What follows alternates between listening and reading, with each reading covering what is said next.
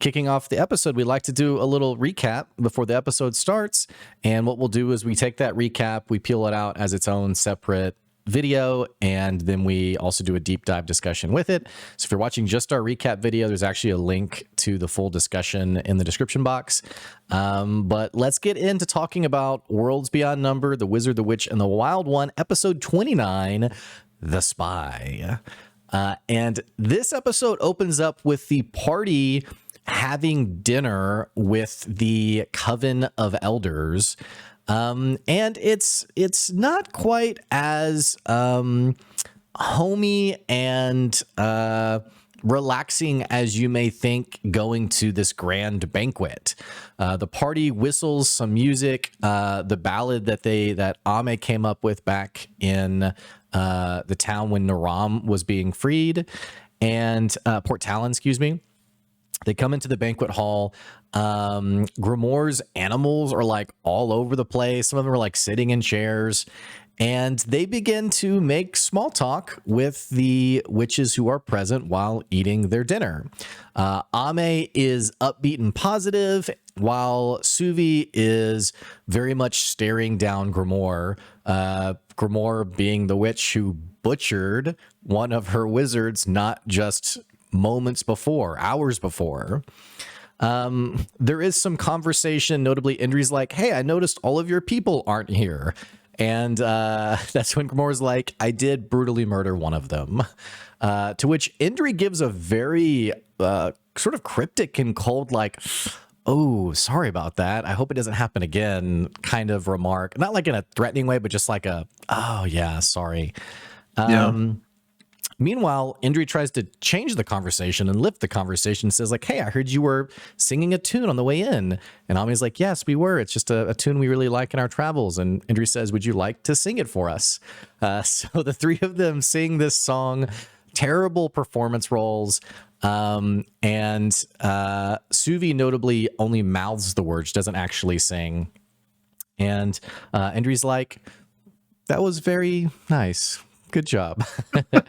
Grimoire, though, being very on brand for Grimoire, points out, Suvi, you didn't sing. What's the deal with that? And Ami's like, well, Suvi's, she's her own person. Like, yeah, she didn't want to sing. No big deal. But we know why Suvi's not singing is because she is extremely upset about what she's been through. And I think even Aabria mentioned she still has like the dried blood on her face from her wizard being murdered. Grimoire, continuing to be the button pusher, says, maybe your wizard friend will warm up once she has you sign her contract. To which Ami's like, what contract? And Grimoire's like, yeah, the contract she brought from the Citadel for you to sign. And Ami's like, I don't know anything about that. Well, the conversation gets interrupted with Hakea grumbling about the food, basically saying to Indri, like, the food's terrible. Like, what is this? And then says, like, I'm going to go back to my quarters and, eat my food there.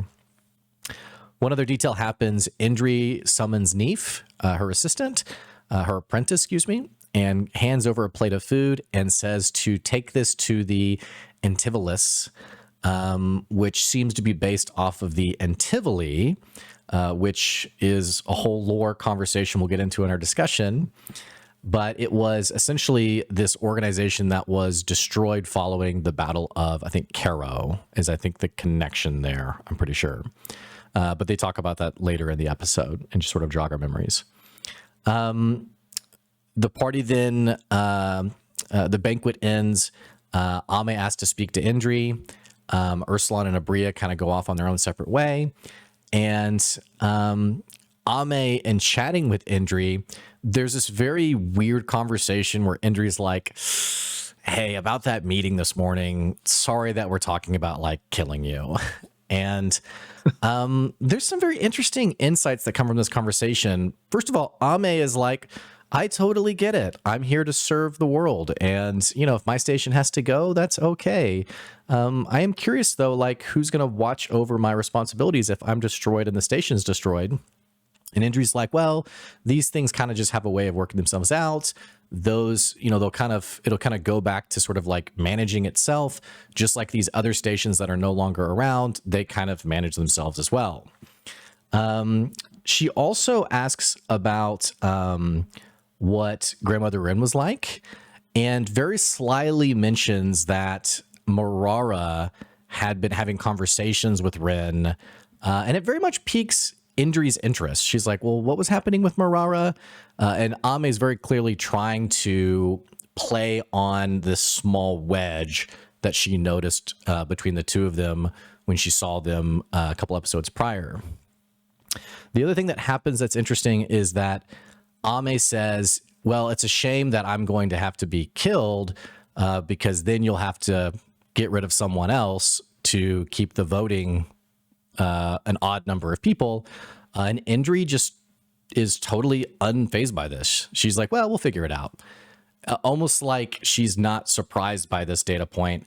And even the party above the table, there's a moment after that where Aabria's like, you know, I hope Ame's doing okay. I know she wouldn't reveal our plan to, you know, suppose they have to remove another witch. And Ursulan's like, yeah, she probably wouldn't do that. But all that to say, Indri says, you know, hey, I have to go meet with my apprentice. And we basically cut back to Suvi and Ursulan for the second half. Do you want to take it from there? Yes, sir. What if I was like, no? So we pick up on the second half with Suvi and Ursulan. Basically, he's escorting her back to her keep. And during this, Suvi basically is catching up Ursulan on some of the lore about the, and I'm probably going to butcher these names, the Antivilian. How do you say it? Do you remember? I said the Antivoli is how I... Antivoli, thank you. That's the name of the place. So the Antivoli and the Aquadati, which were like these two factions, right? That kind of had, I don't know if civil war is the right word necessarily, but I think either the Battle of Caro was involving those two factions, or as a result of that battle, the Antivoli was like dismantled or something. Yeah, it's not really clear. So we need to go refresh on the lore, but I think this was almost like pre-Citadel, it was said, sort of. And like these two factions disagreed, and so the Antivoli people were basically wiped out. The Aquadati are the ones that won. Right. And so Suvi was really taken aback when Indri said, you know, go feed the Antivilian. Meaning, because she's like, wait, those people shouldn't be around anymore. Like, what's going on with that? So she kind of like fills Ursulan in on that backstory so that he understands why she's weirded out by that. So she's like, yeah, I guess there's a wizard from Antivoli somewhere in this palace.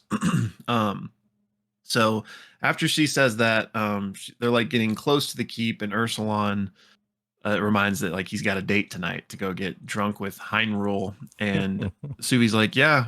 And he's like, maybe I can get some information out of this at least. And so he actually leaves to like go head toward that. And Suvi, instead of returning to her keep, decides to maybe make her way to the library. So we then follow Ursulan on his way to the keep of the Woodland Green, which is where Hakeya is staying. And it's not like a palace, really. It's like this, Brennan described it almost like it's like a forest of trees and like a burrow. Yeah. And Ursulan goes in here, and in addition to some of Hakeya's retinue obviously being here, also some of Grimoire's retinue are here. And in this area, there's like a grotto where Badze and Socorro are, who are two of the spirits that are with Hakeya. And they're kind of in a hot spring. And nearby is Heinrul. And Hakeya is actually like sleeping during this. And Heinrul is completely naked. Actually, all three of those people I just listed are naked. And Heinrul has like a huge bed sheet just full of liquor bottles. Yeah. And Ursulan just strips and joins them in the hot spring. And Heinrul then drops his glamour, and he's like this massive direwolf, and jumps in the hot spring as well. And then he begins to drink some of the liquor. So we then cut to Suvi, who has made her way to this library, and when she arrives, the door is magically locked. So she uses detect magic and can kind of sense this thing on the other side, which is the music box, and feels like this connection to it. And she actually makes an Arcana check and hits a nat 20. So she's able to mage hand through the locked door inside the library and open the music box.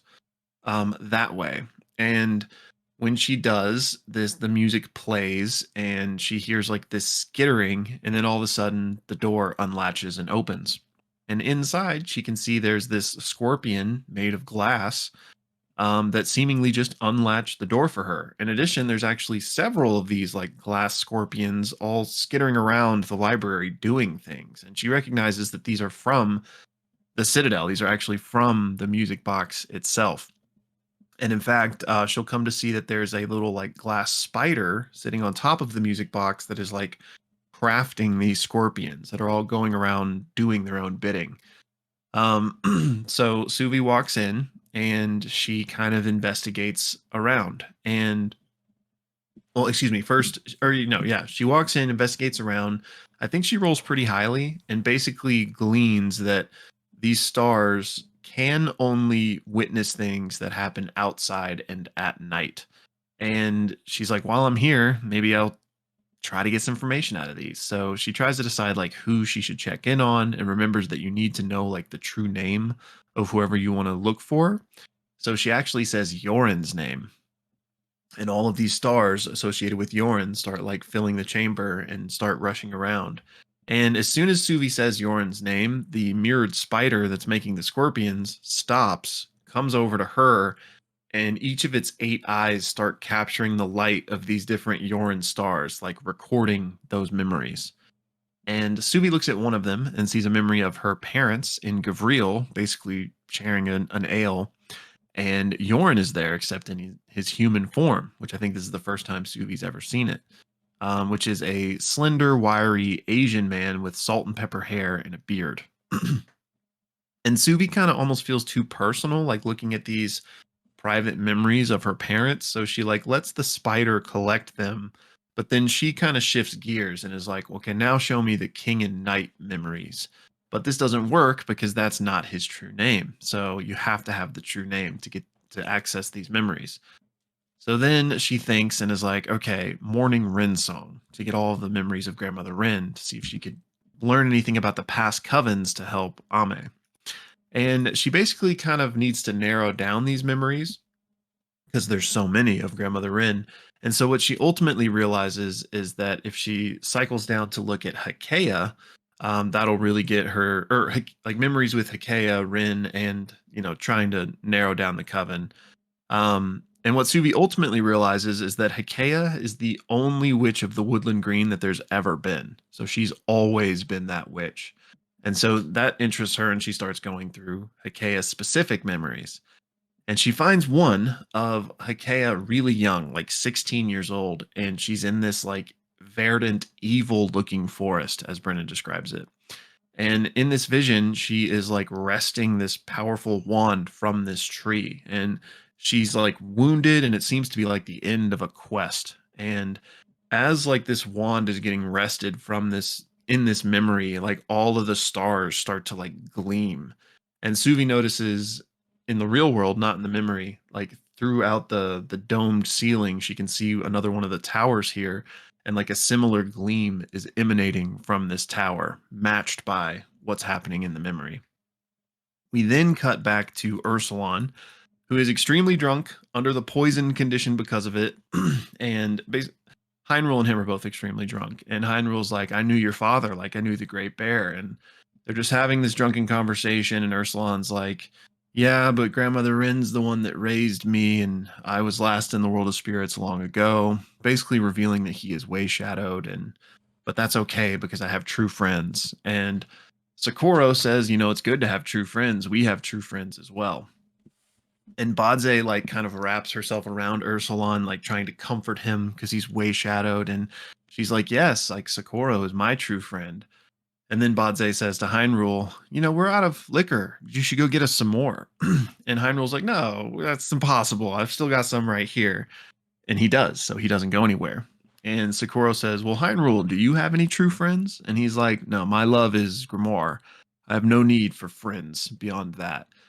And Socorro's like, well, it's important to have true friends of our own kind. And Badze's like, yeah, there's a brother of ours that should be a brother of all of ours. And Socorro says, yeah, there's a man in black who walks a road, and he wishes to speak with you, Ursulon.